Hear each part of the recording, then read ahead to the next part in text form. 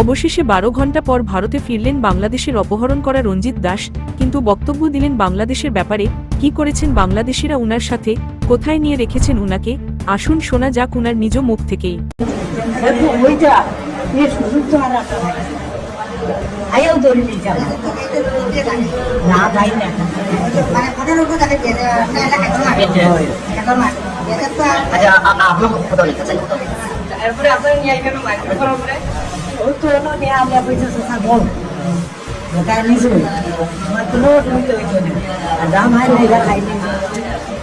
আমরা ভাই খবর বার করে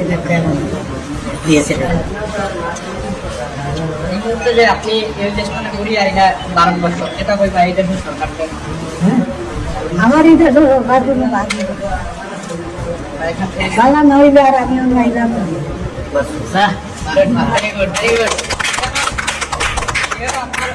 আসামের মুখ্যমন্ত্রী বা স্থানীয় বিধায়ক যারা আছেন তারা বেশ পদক্ষেপ নেবেন, তারা রেখে যাবে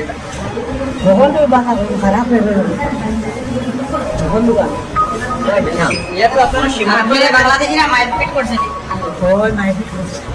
সীমান্ত এলাকায় আপনারা থাকুন, এরকম ঘটনা আর এরা আগে সংঘটিত হয়েছে না এখন তো যেটাই বোয়া হয়ে গেল ওখানটাকে ইটাই নিয়োগ করবে তারা যারটা বাচ্চা না এটা ভাত তোর ইটাই মানুষ চাকরি ভাড়াই যায় মিটাই ঘটনা 1 লাখ আই ঠিক না হইছে না আগে আগে আরো বেধান মানে বিএসএফ কে এটা বাংলাদেশিরা বাংলাদেশ বিজেপি আপনাদের ব্যবহার করছে না মিডিয়ারে মাথায়